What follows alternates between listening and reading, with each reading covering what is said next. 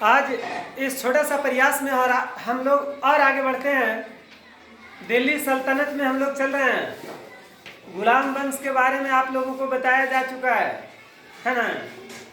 जैसा कि मैंने बताया कि दिल्ली सल्तनत में 5 वंशों का उदय हुआ। गु, खी, तू, सैलो, गुलाम, खिलजी, तुगलक, सैयद और लोदी।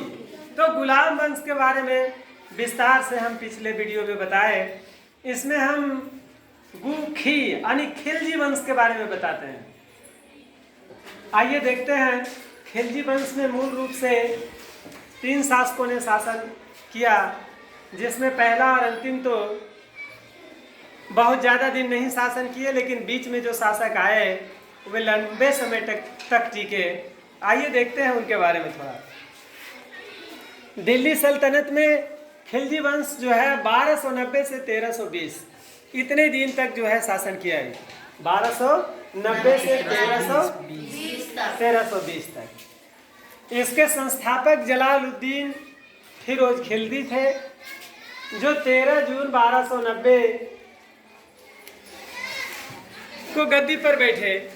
इनकी राजधानी किलोखरी थी। इनकी हत्या कर दी गई 1296 ईस्वी में अल्लाउद्दीन खिलजी के द्वारा।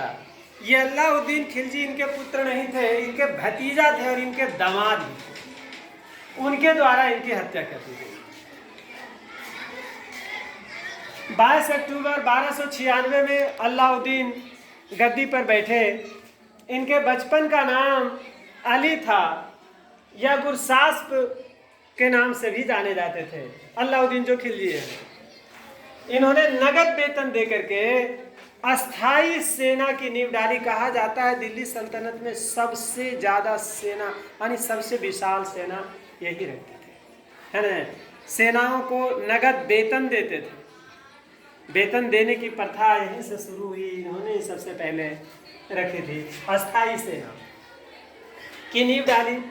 इन्होंने घोड़ा दागने की प्रथा चलाई और सैनिकों का हुलिया भी लिखवाते थे। इसके अलावे भू राजस्व यानी भूमि से जितना सुल्तान को मिलता था, राजा को मिलता था, इन्होंने कर दिया कि जितना उपज वहाँ होगा भू राजस्व का 1/2 यानी जितनी उपज वहाँ होगी उसका आधा जो है राजा के पास चला जाएगा। कुल उपज का 1/2 कर दिया इन्होंने भू राजस्व, है ना। मूल नियंत्रण प्रणाली को बड़ा दृढ़ता से लागू किया इन्होंने।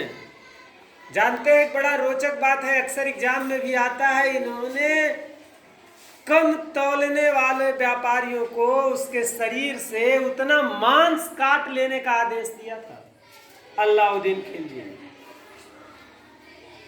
कारण कि जो कम तौलता था उसके शरीर से उतना मांस काट लेना है। बाजार नियंत्रण प्रणाली को दृढ़ता से लागू किया इन्होंने अल्लाउद्दीन खिलजी ने। दैवीय अधिकार के सिद्धांत का प्रतिपादन किया इसने। कुछ निर्माण भी किया इसने। सीरी का किला और 1000 खंभा का महल बनवाया। इनके दरबार में भी कभी रहा करते थे अमीर खुसरो। कहा जाता है कि अमीर खुसरो जो थे बलबन से लेकर के मोहम्मद तुगलक तक के दरबार में रहे। अमीर खुसरो के बारे में एक और बात है कि इसको तोता हिंद कहा जाता है, तूतिए हिंद कहा जाता है, यानी भारत का तोता इन्हें कहा जाता है। अमीर खुसरो को, जो दिल्ली सल्तनत के दरबार के कवि थे, बलबन से लेकर के मोहम्मद तुगलक तक रहे हैं, यानी तुगलक तक के दरबार में वो रहे हैं अमीर खुसरो। इसके बाद सहनाए मंडी की भी स्थापना की। यह सहनाए मंडी जो है ना, बाजार का अधीक्षक होता था, नियंत्रण करने वाला हेड ही होता था। तो इसका निर्माण सहनाए मंडी की स्थापना अल्लाउद्दीन खिलजी ने की। इनकी मृत्यु 5 जनवरी 1316 ईस्वी को हो गई। इसके बाद इनके पुत्र थे कुतुबुद्दीन मुबारक खिलजी। कुतुबुद्दीन मुबारक खिलजी सत्ता संभाली। वे एक योग्य शासक नहीं थे। इनके बारे में बड़ा विचित्र विचित्र बातें की जाती है। बर्नी लिखते हैं कि ये ऐसा शासक था कि बिना कपड़ा के अपने दरबारियों के सामने दौड़ा करता था दरबार में। इनको नग्न स्त्री और पुरुष का समूह ज्यादा पसंद था, नहीं उसमें रहना ही पसंद करते थे। इस तरह के बातें इनके बारे में आती है।